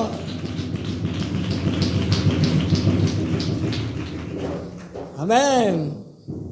கைவிட மாட்டார் நம்முடைய தேவன். இதெல்லாம் உணர்ந்து கொள்ளுகிற மனுஷர்கள் அவருடைய சமூகத்தை விட்டு தேடுவார்கள், ஓட மாட்டார்கள். ஆனால் யோனாவினுடைய வாழ்க்கையில் அந்த ஆண்டவருடைய சமூகத்தை விட்டு அவன் ஓடுனதுனால மரண பள்ளத்தாக்குள்ளே போனானா, மீனின் வயிற்றுக்குள்ளே 3 நாட்கள் போராடினானா. ஆண்டவருடைய சமூகம் இல்லைன்னா நல்லா இருக்கிற கடல் நமக்கு முன்னாடி கொந்தளிச்சிரும். ஆண்டவருடைய சமூகம் இல்லைன்னா நம்ம வாழ்க்கை நிம்மதியாய் போய்கொண்டிருக்கிறது கூட நமக்கு வேதனையாய் மாறிடும். கப்பல் மாலுமிகள் யோனாவை கடலை தூக்கி போட்டாங்களே, நம்மளுக்கு உதவி செய்வாங்க அப்படின்னு நினைச்ச மனிதர்கள் கூட நம்முடைய வாழ்க்கை பயணத்தில் நமக்கு உதவி செய்வார்கள் என்று நினைச்ச மனுஷர்கள் கூட நம்மளை கைவிட்டுருவாங்க, நம்மளை மறந்துடுவாங்க. இந்த யோனாவை அந்த கப்பல் மாலுமிகள் கைவிட்டாங்களே, மறந்துட்டாங்களே. கர்த்தருடைய சமூகம் இல்லைன்னா நமக்கு உதவி செய்கிற மனுஷர்கள் கூட நம்மளுக்கு உதவி செய்ய மாட்டாங்க. அல்லேலூயா. ஆண்டவருடைய சமூகம் நமக்கு தேவையாக இருக்கிறது. ஆண்டவருடைய சமூகத்தை விட்டு ஓடாதே, ஆண்டவருடைய சமூகத்துக்கு எதிராக போகாதே. ஆண்டவருடைய சமூகத்தோடு போ. ஆண்டவருடைய சமூகத்தை தேடிட்டு ஆண்டவருடைய சமூகத்தை கையில் பெற்றுக்கொண்டு ஆண்டவருடைய சமூகத்தை முதுகில் சுமந்து கொண்டு ஆண்டவருடைய சமூகத்தை தலையில் சுமந்து கொண்டு நீ எங்கே போனாலும் பத்திரமா திரும்பி வருவ. அவருடைய சமூகம் உன்னை ரட்சிக்கோ. நீ இன்னும் துதிப்ப. அடுத்த வாரம் வந்து சாட்சி சொல்லுவ. கர்த்தர் உன்னை சாட்சியா நிறுத்துவாரு. கர்த்தர் உன்னை சாட்சியின் மேல சாட்சியா ஆண்டவர் நிறுத்துவாரு. ஆமென். ஹல்லேலூயா. இரண்டாவது ஒரு காரியத்தை நம்ம வாசிக்கலாம். 2 சாமுவேல் 6வது அதிகாரம் 20-21. தாவீது தன் வீட்டாரை ஆசீர்வதிக்கிறதுக்கு திரும்பும்போது சவுலின் குமாரத்தியாகிய மீகாள் தாவீதுக்கு எதிர்கொண்டு வந்து அற்ப மனுஷரில் ஒருவன் தன் வஸ்திரங்களை கலற்றி போடுகிறது போல என்று தம்முடைய ஊழியக்காரருடைய பெண்களின் கண்களுக்கு முன்பாக தம்முடைய வஸ்திரங்களை உரித்து போட்டிருந்த இஸ்ரவேலின் ராஜா எத்தனை மகிமைப்பட்டிருந்தார் என்றான். அதற்கு தாவீது மீகாளை பார்த்து உன் தகப்பனை பார்க்கிலும் அவருடைய எல்லா வீட்டாரை பார்க்கிலும் என்னை இஸ்ரவேலாகிய கர்த்தருடைய ஜனத்தின் மேல் தலைவனாக கட்டளையிடும்படி தெரிந்து கொண்ட கர்த்தருடைய சமூகத்திற்கு முன்பாக ஆடி பாடினேன். நான் சொல்லுகிறத நன்றாக கவனிங்க. இந்த தாவீது கர்த்தருடைய சமூகத்தை தேடுகிறவனாக இருந்ததற்கு 2வது காரணம் அவனுடைய இருதயம் நன்றி உள்ள இருதயமாக இருந்தது. அவனுடைய இருதயம் எப்படிப்பட்டதாக இருந்தது? அதாவது மேன்மையில் இருக்கான், ராஜாவா இருக்கிறான். இன்னைக்கு அவன் ஆண்டவரை பாட வேண்டியதில்லை, ஆண்டவருக்கு முன்னாடி நடனம் ஆட வேண்டியதில்லை, ஆண்டவரை துதிக்க வேண்டியதில்லை. அவன் ராஜா, சும்மா நடந்து போனாலே போதும். ஆனால் அவனால் சும்மா இருக்க முடியல. தன்னுடைய ராஜ வஸ்திரத்தை கழட்டி போட்டான். ஒரு அற்ப மனுஷர், ஒரு சாதாரண ஒரு மனுஷன் எப்படி நடனம் ஆடுவானோ அதுபோல கர்த்தருடைய உடன்படிக்கப்பட்டிய தாவீது நகரத்திற்கு கொண்டு வரும் பொழுது அந்த கீத வாத்தியங்கள் இசை கருவிகளெல்லாம் முழங்கும் பொழுது இவனால் சும்மா இருக்க முடியலை. அல்லேலூயா. பக்கத்தில் பார்த்து சொல்லுங்களேன், நன்றி உணர்வு இருந்துச்சுன்னா சர்ச்சில் உங்களால் சும்மா இருக்க முடியாது. இன்னைக்கு சர்ச்சில் யாரோ பாடட்டும் அப்படி சொல்லி வேடிக்கை பார்க்குறவங்களா இருக்கிறீங்க. அதுக்கு காரணம் நன்றி உணர்வுள்ள இருதயம் உங்களுக்கு இல்லை. நன்றி உணர்வுள்ள இருதயம் இருந்துச்சுன்னா உங்கள் கால் தரையில் சும்மா நிற்காது, உங்கள் வாய் சும்மா நிற்காது, உங்கள் கையும் சும்மா நிற்காது. அப்படியே ஆண்டவர் உங்களுக்கு செய்த நன்மைகளை நினச்சி நினச்சி நினச்சி யார் நம்மளை பார்த்தான பார்க்காட்டி என்ன, யார் நம்மளை நினச்சான நினைக்காட்ட என்ன, நமக்கு ஆண்டவர் செய்த நன்மை நமக்கு தெரியும் அப்படி சொல்லிட்டு ஆண்டவரை நீங்கள் துதித்து கொண்டே இருப்பீங்க. ஆண்டவருடைய அபிஷேகத்தில் நிரம்பிக்கொண்டே இருப்பீங்க. ஆண்டவரை நீங்கள் ஆராதித்து கொண்டே இருப்பீங்க. ஏன்னா தேவன் உங்களுக்கு அவ்வளவு நன்மை செஞ்சிருக்கிறாருங்க. தேவன் உங்களுக்கு அவ்வளவு பெரிய அற்புதங்களை செய்திருக்கிறாரு. ஆனா இன்னைக்கு கர்த்தருடைய சமூகத்தை ஏன் உங்களால தேட முடியல அப்படின்னா அதெல்லாம் மறந்துட்டீங்க. ஆனா தாவீது மறக்கல. தன்னுடைய மனைவி கேட்கிறா, ராஜா இப்படி ஆடலாமா? இந்த இஸ்ரவேல்ல இருக்கக்கூடிய பெண்கள் மனுஷர்கள் என்ன நினைப்பாங்க? ஒரு ராஜா இப்படி ஆடலாமான்னு கேட்கும் பொழுது மனைவிக்கு பதில் சொல்லுகிறாரு, உன் தகப்பன் வீட்டாரை பார்க்கிலும் கர்த்தர் என்ன உயர்த்தி வச்சிருக்கிறாரு, என்ன கனப்படுத்தி வச்சிருக்கிறாரு. அவர் எதை மனசுல வச்சு சொல்றாரு தெரியுமா? சவுல் தள்ளப்பட்டவன்.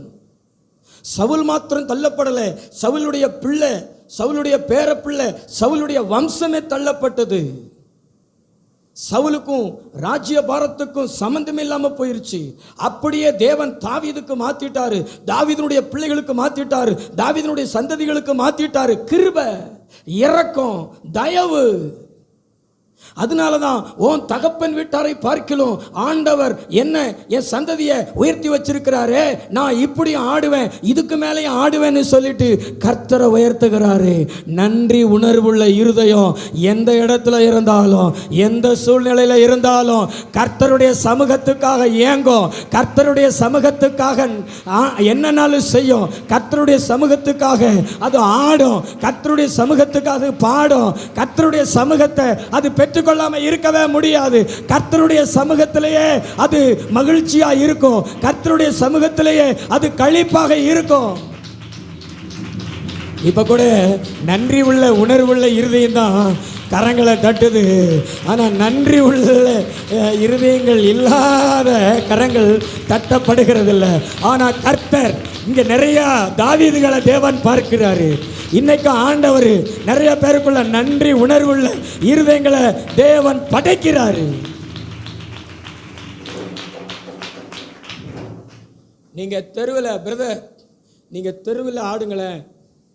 ஒரு ஜாதி தலைவருடைய பிறந்த நாளுக்கோ அல்லது ஒரு ஃபங்க்ஷன்லையோ நீங்கள் தெருவில் ஆடும் பொழுது உங்களை யாரும் கவனமாக நினைக்க மாட்டாங்க. ஆனால் சர்ச்சில் கைத்தட்டி கொஞ்சம் அந்நிய பாஷை பேசி பாருங்களேன். உங்கள் பிள்ளைகளை உங்கள் வீட்டில் வந்து, ஏமா என்ன ஒயாமல் கத்திட்டு கிடக்க அப்படின்னு பேசும். அதுதான் பிசாசு. ஆண்டவரை பாடுறவங்கள, ஆண்டவரை தேடுறவங்கள அவங்க வீட்டுக்காரங்களே அற்பமாக தான் நினைப்பாங்க. அப்படித்தானே? பக்கத்துவங்களை பார்த்து அப்படித்தானே? அதனாலேயே நிறைய பேர் பாடுறது கிடையாது. பெற்றவங்களை பிள்ளைகள் வைகிறது, பிள்ளைகளை பெற்றவங்க வைகிறது, மனைவி கணவனை திட்டுறது. என்ன ஒயாமல் கைத்தட்டி அந்நிய பாஷை பேசிக்கிட்டே இருக்கீங்க, உங்களுக்கு தான் அபிஷேகம் வருதாகும் அப்படின்னு மனைவி கணவனை பார்த்து சொல்கிறது, கணவன் மனைவியை பார்த்து கம்முன்னு இருக்க வேண்டியதானே. எங்கே கம்முன்னு இருக்கணும்? எங்கெங்கே கம்முன்னு இருக்கணும்? கம்முன்னு இருக்க வேண்டிய இடத்துல கம்முன்னு இருக்கிறது கிடையாது, வாயை திறந்து பேசிக்கிட்டே இருக்கிறது. ஆனால் வாயை திறந்து பேச வேண்டிய இடத்துல கம்முன்னு இருந்தால் எப்படி? ஆண்டவருடைய வார்த்தை சொல்லுகிறது, ஆண்டவருடைய சமூகத்தில் நம்மளால் எப்படியெல்லாம் அவரை நேசித்து அவரை நினைவு கூர்ந்து அவரை ஆராதிக்க முடியுமோ அப்படியெல்லாம் நம்ம கர்த்தரை ஆராதிக்கணும். அல்லேலூயா. நல்ல கைத்தடி தேவனுக்கு நன்றி சொல்லுங்க. யாரு நம்மளை அற்பமாக நினைக்கல அப்படியெல்லாம் நம்ம நினைக்கக்கூடாது. அவன் அற்பமாக நினைச்சாலும் நம்மளை கனமாக நினைச்சாலும் நமக்கு எதுவும் வரப்போகுதா அல்லது எதுவும் செலவாக போகிறதா அதை பற்றிலாம் கவலைப்படக்கூடாது. நமக்கு ஆண்டவர் செய்த நன்மை நிறையா. பக்கத்தில் இருக்கிறவங்களை பார்க்கல, உங்களுக்கு நிறையா நன்மை செஞ்சிருக்கிறாரு. சகோதரிகளே, உங்களுக்கு நிறைய நன்மை செஞ்சிருக்கிறார். பக்கத்துங்களை பார்த்து சொல்லுங்களேன், பக்கத்தில் இருக்கிறவங்களை பார்த்து சொல்லுங்களேன், உங்களை விட எனக்கு தேவன் நிறையா நன்மை செஞ்சிருக்கிறாரு. அதனால உங்களை மாதிரிலாம் பாட மாட்டேன், நீங்க அற்பமா நினைச்சால் என்ன, நீங்க உயர்வா நினைச்சால் என்ன, நான் இதை விட மேல பாடுவேன், இன்னும் மேல பாடுவேன், இன்னும் உயர்வேன், இன்னும் உயர்வேன், இன்னும் உயர்வேன், இன்னும் உயர்வேன், இன்னும் உயர்வேன். நல்ல கையை தட்டி ஆவியில நிரம்பி ஆண்டவரை துதிக்கிறதுக்கு வெட்கப்படாத, ஆண்டவரை துதிக்கிறதுக்கு வெட்கப்படாத, ஆண்டவரை பாடுறதுக்கு வெட்கப்படாத. ஆண்டவர் செய்த நன்மையை நினைச்சு நினைச்சு நினைச்சு எப்படியெல்லாம் துதிக்க முடியுமோ, எவ்வளவு கீழே போய் துதிக்க முடியுமோ அவ்வளவு கீழே போய் துதிச்சு பாரு. சாத்தான மிதிப்ப, இன்னும் இன்னும் இன்னும் உனக்கு மேன்மை. அல்லேலூயா. தம்பி, இங்க ஒரு பெரிய மழையே பேஞ்சுக்கிட்டு இருக்கு. ஆண்டவர் ஒரு நற்செய்தி சொல்றாரு. உன்னை எவெல்லாம் அற்பமா நினைச்சானோ, உன்னை எவெல்லாம் கேவலமா பேசினானோ அவன் சபிக்கப்பட்டு போயிடுவான். ஆனா அவனுக்கு முன்னாடி நீ இன்னும் மேன்மை அடைவ, இன்னும் மகிமை அடைவ.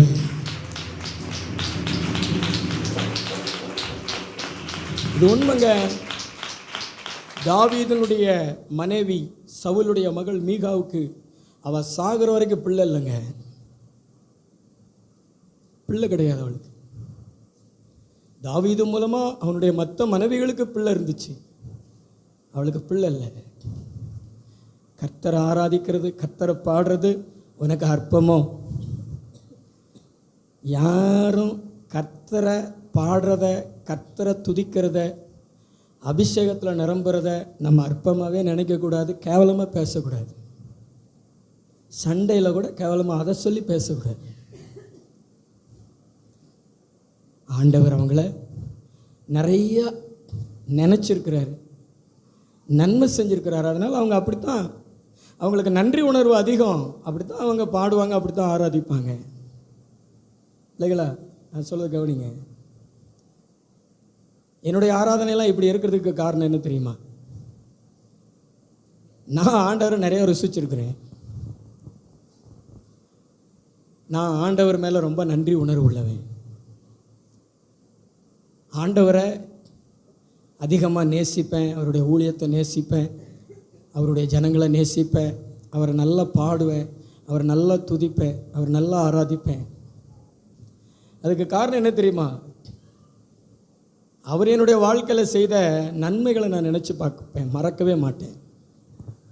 நான் தனியாக ஜெபம் பண்ணும் பொழுதெல்லாம் இன்றைக்கி இருக்கிற சூழ்நிலைகளை வச்சு நான் ஆண்டவருக்கு நன்றி சொல்ல மாட்டேன், நன்றி சொல்லுவேன். ஆனால் ஓல்டுக்கு போயிடுவேன். நான் ஓல்டுக்குன்னா என்னுடைய பழைய காலத்துக்கு போயிடுவேன். நான் கஷ்டப்பட்ட சூழ்நிலையில் ஆண்டவர் எனக்கு, அவர் அறியாத சமயத்தில் அவர் செஞ்ச உதவிகள், அவர் கொடுத்த பாதுகாப்புகள், அவர் கொடுத்த நன்மைகள் எல்லாவற்றுக்கும் ஸ்தோத்திரம் பண்ணுவேன்.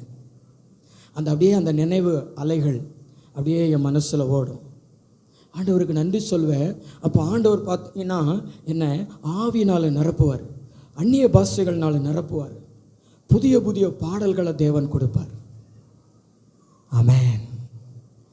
நீங்களும் ஆண்டவர் உங்களுக்கு பாராட்டின அன்பையும் பாராட்டின கிருபைகளையும் நினைக்கணும்.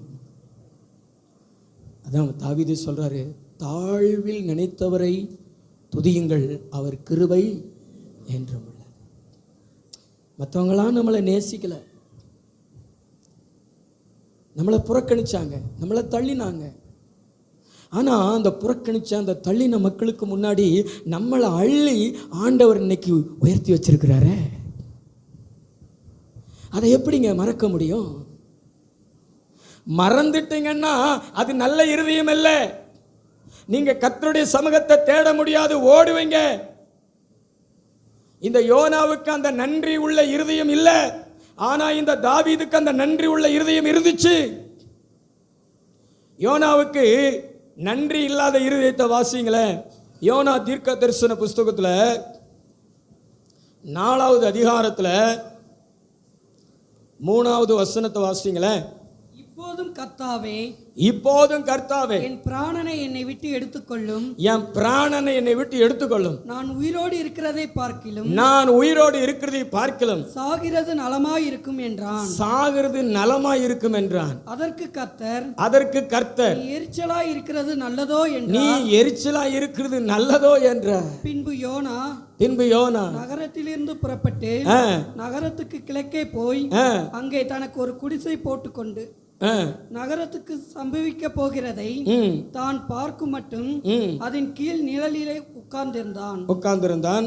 யோனாவுடைய தலையின் மேல் நிழல் உண்டாயிருக்கவும் அவனுடைய மனமடிவுக்கு நீங்களாக்கவும் தேவனாகிய கர்த்தர் ஒரு ஆமணக்கு செடியை முளைக்க கட்டளையிட்டு அதை அவன் மேல் ஓங்கி வளர பண்ணினார். அந்த ஆமணக்கின் மேல் யோனா மிகவும் சந்தோஷப்பட்டான். மறுநாளிலோ கிழக்கு வெளுக்கும் நேரத்தில் தேவன் ஒரு பூச்சியை கட்டளையிட்டார். அது ஆமணக்கு செடியை அரித்து போட்டது. அதனால் அது காய்ந்து போயிற்று. சூரியன் உதித்த போது தேவன் உஷ்ணமான கீழ்காட்டை கட்டளையிட்டார். அப்பொழுது வெயில் யோனாவுடைய தலையில் படுகிறதினால் அவன் சோர்ந்து போய் தனக்குள்ளே சாவை விரும்பி நான் உயிரோடு இருக்கிறதை பார்க்கலாம் சாகிறது நல்லது. எத்தனையோ நன்மைகளை ஆண்டவர் உங்களுக்கு செஞ்சிருப்பாரு. நான் சொல்றதை கவனிங்களேன். மரண பள்ளத்தாக்கிலிருந்து ஆண்டவர் உங்களை பாதுகாத்திருப்பார், உங்களை தப்பிச்சிருப்பார். தாழ்மையில் கடந்த, ஏழ்மையில் கடந்த, வறுமையில் கடந்த உங்களை ஆண்டவர் உயர்த்தி வச்சிருப்பாரு. ஆனால் சின்ன சின்ன காரியத்துக்காக முறுமுறுப்பீங்க, செத்துடலாம் போல தோணுதும்பீங்க. இந்த யோனாவை ஆண்டவர் எப்படி காப்பாத்தினாரு? நல்ல விழித்திருந்து பிரசங்கம் கேளுங்க. நல்ல சத்தமா ஒரு அல்லேலூயா சொல்லுங்களேன். நல்ல இன்னொரு அல்லேலூயா சொல்லுங்களேன். அல்லேலூயா. கையை உயர்த்தி தான் ஒரு அல்லேலூயா சொல்லுங்களேன். அல்லேலூயா. காது கேட்காதா? நல்ல கையை உயர்த்தி அல்லேலூயா சொல்லுங்களேன். அல்லேலூயா. நல்லா நிமிர்ந்து பாருங்க, என்னை கவனித்து ஆண்டவருடைய வார்த்தையை கேளுங்க. நல்ல சத்தமா ஒரு அல்லேலூயா சொல்லுங்களேன். அல்லேலூயா. பிசாசு வார்த்தைக்கு எதிராக போராடுகிறான். இந்த வார்த்தை உங்க மனசுக்குள்ள போகாதபடி போராடுகிறான். அவனுக்கு இடம் கொடுக்காதீங்க. இந்த யோனாவை ஆண்டவர் கடல்ல இருந்து காப்பாத்தினார். ஃபர்ஸ்ட். ரெண்டாவது மீனின் வயிற்றுக்குள்ள இருந்து காப்பாத்தினாரு. 3 நாட்கள் மீனின் வயிற்றுக்குள்ள இருந்தான். ஒரு மீனின் வயிற்றுக்குள்ள போய் வெளியே வர முடியுமா? ஜீரணமாயிருவோமே. ஆனால் அந்த மீனின் வயிற்றுக்குள்ளே ஒரு சேதம் இல்லாமல், ஒரு பழுது இல்லாமல் அந்த மீனுக்கு ஆண்டவர் கட்டளை இடுகிறாரு. அந்த மீன் யோனாவை கரையில் கக்கி விட்டது. இவன் பிழைச்சிட்டான். ரட்சிப்பு கர்த்தருடையது அப்படின்னு சொல்லிட்டு அவன் எந்திரிச்சு உட்கார்ந்துருக்கிறான். அதுக்கு பிறகு அவனை குறித்து வேதம் சொல்லுகிறது. அவன் எந்திரிச்சு போய் நினிவேல பிரசங்கம் பண்ணுறான். ஜனங்கள்லாம் மனம் திரும்புகிறாங்க. கர்த்தர் அவங்கள மன்னிச்சு அவங்களுக்கு வரும் அழிவை ஆண்டவர் மாற்றிட்டாரு. அவங்களுக்கு செய்வேன்னு சொல்லியிருந்த அழிவை குறித்து மனஸ்தாபப்பட்டாரு. ஆனால் அதுக்கு பிறகு இந்த யோனாவுக்கு ரொம்ப கோபம், ரொம்ப எரிச்சல். ஆண்டவரை பார்த்து சொல்கிறான், நீர் மன்னிக்கிறவர், நீர் மனதுருக்கம் உள்ளவர் அப்படியெல்லாம் ஆண்டவரை பார்த்து சொல்கிறான். அந்த கடற்கரையில் உட்கார்ந்துருக்கும் பொழுது ஆண்டவர் அவனுக்கு ஒரு பாடம் புகட்டுறதுக்கு ஒரு ஆமணக்கு செடியை வளர விடுறாரு. அதன் நிழலில் உட்கார்ந்துருக்கிறான். கொஞ்ச நேரம் கழித்து வெட்டுக்கிளியை வர விடுறாரு. எல்லாத்தையும் திருட்டு போயிடுது. வெயில் படுது. அந்த வெயில் படுகிறதுனால இவருக்கு வெசனை வந்துருச்சு ஐயாவுக்கு. உடனே செத்துடலாம் போல இருக்குதுன்னு ஐயாவை ஆண்டவர் மீன் வயிற்றுக்குள்ளேருந்து காப்பாற்றினார். ஆனால் வெயில் பட்டுருச்சான், ஐயாவுக்கு என்ன வருது? வெசனை வருது. செத்துடலாம் போல இருக்கு. இதாங்க நன்றி கெட்ட இருதயம். சின்ன சின்ன காரியங்களுக்காக தேவனை குறை சொல்கிறது, சின்ன சின்ன காரியங்களுக்காக தேவனிடத்தில் வரமாட்டேன், சின்ன சின்ன காரியங்களுக்காக கர்த்தரை பாட மாட்டேன், கர்த்தரை ஆராதிக்க மாட்டேன்னு போராடுறாங்க பார்த்தீங்களா? இந்த இருதயங்கள் தான் என்ன இருதயங்கள்? நன்றி கெட்ட இருதயங்கள். ஆண்டவர் சொல்கிறாரு, நம்மளுக்கு ஆண்டவர் ஆரம்பத்தில் செய்த மிகப்பெரிய அற்புதங்களை நம்ம யோசித்து பார்க்கணும். ஆண்டவர் மரணத்தின் பள்ளத்தாக்கிலிருந்து நம்மளை பாதுகாத்தாரே, ஜீவன் தந்தாரா இல்லையா? எத்தனை முறை மரண பள்ளத்தாக்குக்குள்ளே இருந்து கர்த்தர் நம்மளை தப்பு வித்திருக்கிறாரு, நம்மளை பாதுகாத்திருக்கிறாரு. இங்கே இருக்கிறவங்ககிட்ட நம்ம சாட்சி கேட்டோம்னா நீங்கள் சொல்லிக்கிட்டே இருப்பீங்க. ஏன்னா அத்தனை முறை ஆண்டவர் யோனாவை ஒரு முறை தான் பாதுகாத்திருப்பார். நம்மளை ஆண்டவர் 1000 முறைக்கு மேலே மரண பள்ளத்தாக்கில் இருந்து ஆண்டவர் நம்மளை தப்பு வச்சிருப்பார். ஆண்டவர் நம்மளை பாதுகாத்திருப்பார். ஆனாலும் ஆண்டவருடைய சமூகத்தின் மேல வாஞ்சை இருக்கிறதா? ஆண்டவருடைய பிரசன்னத்தின் மேல வாஞ்சை இருக்கிறதா? ஆண்டவருடைய பிரசன்னத்தின் மேல, ஆண்டவருடைய பாதத்தின் மேல தாகம் இருக்கிறதா? ஆண்டவர் நமக்கு செய்த நன்மைகளுக்கு ஆலயத்தில் உட்கார்ந்து இருக்கணும். ஆலயத்தை விட்டு எழுந்து போக கூடாத அளவிற்கு தான் ஆண்டவர் அவ்வளவு நன்மைகளை செய்திருக்கிறாரு. ஆனா இன்னைக்கு ஆண்டவருடைய சமூகத்தையும் ஆண்டவருடைய பிரசன்னத்தையும் இன்னைக்கு நம்ம விரும்புகிறோமா, வாஞ்சிக்கிறோமா? இதை எப்பொழுது தள்ளுவோம், இதை விட்டு எப்பொழுது ஓடுவோம்னு தானே நினைக்கிறோம். அதுதாங்க நன்றி கெட்ட இருதயம். நன்றி இல்லாத இருதயம் ஆண்டவரை பாட முடியாது, ஆண்டவரை துதிக்க முடியாது. ஆலயத்துக்குள்ளே வந்தாலும் கை தட்டாது, ஆலயத்துக்குள்ளே வந்தாலும் பாட்டு பாடாது, ஆலயத்துக்குள்ளே வந்தாலும் ஆண்டவருடைய பிரசன்னத்தை அது விரும்பாது. அது எங்கேயாவது ஓடணும்னு தான் நினைக்கும். ஆனா நன்றி உள்ள இருதயம் பாடி பாடி பாடி பாடி இன்னும் அபிஷேகம் வேணும், இன்னும் தேவ பிரசன்னம் வேணும், இன்னும் ஆண்டவருக்கு நன்றி சொல்லுவோம், இன்னும் ஆண்டவர் ஆராதிப்போன்னு சொல்லி ஆண்டவருடைய சமூகத்தில் அது நிறைஞ்சுக்கிட்டே இருக்கும். ஒரு கூட்டத்தையும் தள்ளாது, ஒரு கூட்டத்தையும் புறக்கணிக்காது. ஆமென். ஆண்டவருடைய வார்த்தை சொல்கிறது, நன்றி உள்ளவர்களாக இருங்கள். நன்றி உள்ளவர்கள் ஆண்டவருடைய சமூகத்தை தேடுவார்கள், நன்றி இல்லாதவர்கள் சமூகத்தை விட்டு ஓடுவார்கள். பக்கத்துங்களை பார்த்து சொல்லுங்களேன், எவ்வளோ நன்மைகளை செய்திருக்கிறாரா இல்லையா? செத்து நேரம் அடக்கம் செய்யப்பட்டு எலும்புகள் கூட இருக்காது கல்லறையில். அப்படிதானே? எத்தனை பேர் அப்படி சொல்ல முடியும்? அவ்வளவு போராட்டங்கள் வந்துச்சு, அவ்வளவு வியாதிகள் வந்துச்சு. ஆனால் கர்த்தர் நம்மளை மண்ணுக்குள்ளே போக விடலை, விண்ணுக்குள்ளே போவதற்காக இந்த அவருடைய சமூகத்தில் வச்சிருக்கிறார். நல்லா கையை தட்டி ஆண்டவருக்கு நன்றி சொல்லுங்க. ஆனால் பாட்டு மட்டும் பாடிக்கிறவாங்க, மறப்பேனோ மறந்து போவேனோ, உண்மை மறந்தால் இந்த உலகில் வாழ்வேனோ. செத்தில் போயிருக்கணும், ஏன்னா நன்றி போயிருச்சே. அல்லேலூயா, அல்லேலூயா. நன்றி உள்ள இருதயத்தை தேவனிடத்தில் பெற்றுக்கொள்ளுங்க. யோனா மாதிரி முறுமுறுக்கிற, கோபம் கொள்ளுகிற, எரிச்சல் கொள்ளுகிற நம்ம யாருங்க தேவனிடத்தில் எரிச்சல் கொள்றதுக்கு? நம்ம தேவனோட பெரிய ஆளா? வெயில் பட்டா படுது, ஆண்டவர் அனுமதிக்கிறாரு, அதனால நம்ம மேலே வெயில். நிழல் பட்டுச்சு, இப்போ வெயில் பட்டுச்சு, நிழல் கொடுத்த தேவனுக்கு ஸ்தோத்திரம். அது மாதிரி இப்போ வெயில் வந்துச்சுன்னா ஆண்டவரே நமக்கு ஸ்தோத்திரம் பண்ணிட்டு நிழலை தேடி போக வேண்டியதான். அதுக்கு பதிலாக ஆண்டவரை பார்த்து முறுமுறுத்தா எப்படி? தாவீது அப்படி இல்லை, கர்த்தரை எக்காலத்தில் ஸ்தோத்தரிப்பேன், அவர் துதி எப்போதையும் வாயில இருக்கும். குகைக்குள்ள ஒளிஞ்சுக்கிட்டு பாடுறாரு, கர்த்தரை எக்காலத்தில் ஸ்தோத்தரிப்பேன். நீங்க எந்த இடத்துல இருந்தாலும், எந்த சூழ்நிலையில இருந்தாலும், நீங்க நன்றி உள்ளவங்களா இருந்தீங்கன்னா அங்கேயும் ஆண்டவரை துதிப்பீங்க. சிறைச்சாலைக்குள்ள கூட ஆண்டவரை துதிப்பீங்க, ஆஸ்பத்திரியில கூட ஆண்டவரை துதிப்பீங்க, நெருக்கத்தில் ஆண்டவரை துதிப்பீங்க, பசியில ஆண்டவரை துதிப்பீங்க, பட்டினியில ஆண்டவரை துதிப்பீங்க, வலியில ஆண்டவரை துதிப்பீங்க, வேதனையில ஆண்டவரை துதிப்பீங்க. உங்களையும் துதியையும் பிரிக்கவே முடியாது. துதிச்சு துதிச்சு துதிச்சு சிறைச்சாலையவே உங்களுடைய சொந்த வீடாக மாற்றிக்கொள்வீங்க, சொர்க்க வீடாக மாற்றிக்கொள்வீங்க. கைத்தட்டு வர மாட்டேங்குது பாருங்களேன்.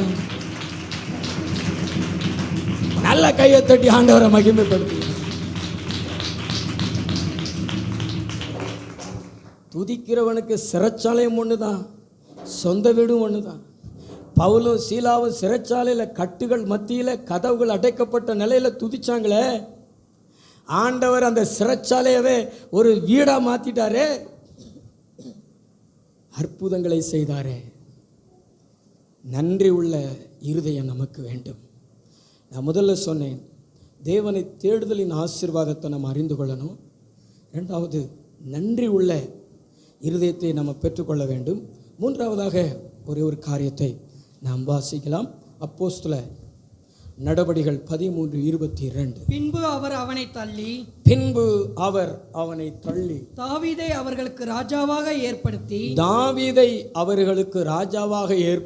ஈசாயின் குமாரனாகிய தாவீதை என் இருதயத்துக்கு ஏற்றவனாக கண்டேன். எனக்கு சித்தமானவைகளை எல்லாம் அவன் செய்வான் என்று அவனை குறித்து சாட்சியும் கொடுத்தார். நான் சொல்கிறத நல்லா கவனிங்க. மூன்றாவது, தேவனுடைய சமூகத்தை தேடி வருவதற்கு தாவீதுக்கு நல்ல இருதயம் இருந்தது. அந்த இருதயத்தை வேதம் எப்படி சொல்லுகிறதுனா, தேவனுடைய இதயத்திற்கு ஏற்ற, சொல்லுங்களேன், அதை ஒரு முறை சொல்லுங்களேன், தேவனுடைய இதயத்திற்கு ஏற்றவனாயிருந்தான். இன்னொரு முறை சொல்லுங்களேன், தேவனுடைய இதயத்திற்கு ஏற்ற. அப்படின்னா என்ன அர்த்தம்? அதாவது தேவனிடத்தில் போராட மாட்டாங்க, தேவனிடத்தில் எதிர்த்து நிற்க மாட்டாங்க. தேவன் சொல்லிட்டார்னா அதுக்கு அர்ப்பணிப்பாங்க. அது அவங்களுக்கு விருப்பம் இருக்குதோ அவங்களுக்கு விருப்பம் இல்லையோ அதெல்லாம் பிரச்சனை கிடையாது. தேவன் சொல்லிட்டார். அதாவது நம்ம இப்படி சொல்லலாம், ஜாடிக்கேத்த மூடி. ஒரு பாட்டில் 1 லிட்டருக்கு தக்கதான மூடினோம்னா மூடிரும். பெரிய மூடியை கொண்டு வந்து மூடுனா அது என்ன செய்யாது? மூடாது. அதே மாதிரி 1 லிட்ரு பாட்டிலில் ஒரு 1/2 லிட்ரு பாட்டில் மூடியை கொண்டு போய் மூடினோம்னா அது என்ன செய்யாது? மூடாது. அதாவது 1 லிட்டருக்கு ஏற்றாற்போல பாட்டிலுக்குரிய ஒரு மூடி தான் அதை சரியாக மூடும், தண்ணி சிந்தாது, இருக்க பிடிச்சுக்கிறோம். அதுதான் ஏற்றது. அதுபோல தான் தேவனுடைய இருதயத்திற்கு ஏற்றவர்களாக நம்முடைய இருதயம் இருக்கணும், நம்முடைய வாழ்க்கை இருக்கணும், நம்முடைய நினைவுகள் இருக்கணும், நம்முடைய எண்ணங்கள் இருக்க வேண்டும். இந்த தாவீதை குறித்து ஆண்டவர் கொடுக்கிற சாட்சி, அவன் என்னிடத்துல போராட மாட்டான், அவன் என்னிடத்துல பிரச்சனை பண்ண மாட்டான், அவன் என்னை எதிர்த்து நிற்க மாட்டான். நான் சொன்னேன்னா அதுக்கு அர்ப்பணம் செய்வான். அதுதான் தேவனுடைய இருதயத்துக்கு ஏற்ற மனுஷன். ஆனால் யோனா அப்படி இல்லை. யோனாவின் ஆரம்பமே பாருங்களேன், எதிர்த்து நிற்கிறான். ஆண்டவர் நினிவேவுக்கு போக சொல்றாரு, அவன் தர்சீசுக்கு போறான். பிற மறுபடியும் போறான், நினிவேவுக்கு போறான். ஆண்டவர் அவனை கடலில் தூக்கி போட வச்சு மீனின் வயிற்றுக்குள்ளே கொண்டு போய் அதுக்கு பிறகு கக்க வச்சு அவனுக்கு ஒரு பாடத்தை புகட்டி மறுபடியும் அவனை நினிவேவுக்கு போக சொல்றாரு. போறான், ஆனால் அதை சந்தோஷமா செய்யலை, வேண்டாம் வெறுப்பா செய்கிறான். நற்செய்தியை சொல்லிட்டு இன்னும் 40 நாளில் நினிவே கவிழ்க்கப்பட்டு போகும் அப்படின்னு சொல்லிட்டு ஆண்டவருடைய செய்தியை சொல்லிட்டு இவன் போய் கடற்கரையில் உட்காந்துருக்கிறான். எதுக்கு உட்காந்துருக்கிறான் தெரியுமா? ஆண்டவர் கொடுக்க போகிற அழிவை பார்த்து இவன் சந்தோஷப்படுகிறதுக்கு உட்காந்துருக்கான். ஆனால் ஆண்டவர் அழிக்கலன்னு தெரிஞ்ச உடனே ஆண்டவரை பார்த்து சொல்கிறோம், நீர் மனம் உருக்கம் உள்ளவர், அதனால தான் நான் முதல்ல போக மாட்டோம்னே, ஆனால் நீர் என்னை போக வச்சுட்டீர்னு ஆண்டவருக்கு எதிராக பேசுகிறான். நான் கேட்குறேன், உங்களுக்கும் தேவனுக்கும் எப்படி இருக்குது உறவு? பக்கத்தில் பார்த்து கேளுங்களேன். எழுத்து நிற்கிறீங்களா? கேள்வி கேட்குறீங்களா? பின்னாடி உள்ளங்க சொல்லுங்களேன். எப்படி உங்கள் வீட்டுக்கார்ட்ட மாதிரியா ஆண்டவர்டையுமா? வீட்டுக்கார்ட்ட எதையாவது நீங்கள் சொன்னபடி கேட்டிருக்கீங்களா?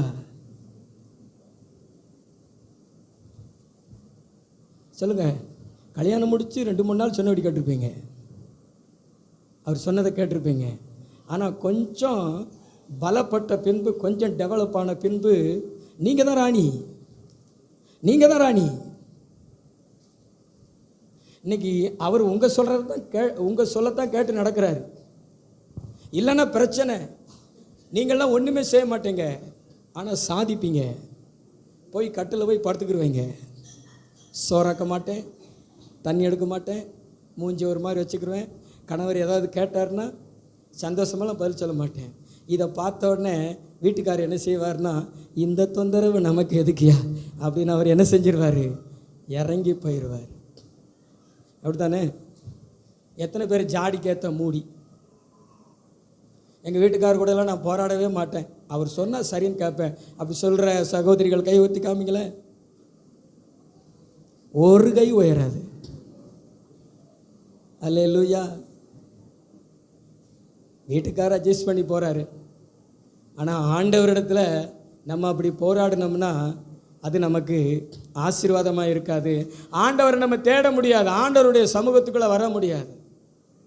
அதனால ஆண்டவருடைய சித்தம், கல்யாணத்தில் ஆண்டவருடைய சித்தம், வாழ்க்கையில் ஆண்டவருடைய சித்தம், ஆண்டவர் விரும்பாதது, ஆண்டவருக்கு வேண்டாதது, ஆண்டவருக்கு பிடிக்காதது எனக்கு வேண்டாம், க்ளோஸ் பண்ணு அப்படி சொல்லிட்டு நீங்கள் ஆண்டவரோடு செட் ஆயிருங்களேன். நிச்சயமாக சொல்லுகிறேன், தேவனுடைய இதயத்துக்கு ஏற்றவங்களாக மாறிடுவீங்க. நிச்சயமாக கர்த்தரை தேடுவீங்க. கர்த்தர் உயர்வை கொடுக்கறதுக்கு, மேன்மையை கொடுப்பதற்கு, கனத்தை கொடுப்பதற்கு உங்களை தேடி வருவார். உங்களை தேடி வருவதற்கு ஆட்களை அனுப்புவார். கைத்தட்டுங்களேன், தலைக்கு மேலே கூட கைத்தட்டி தேவனை மகிமைப்படுத்துங்களேன்.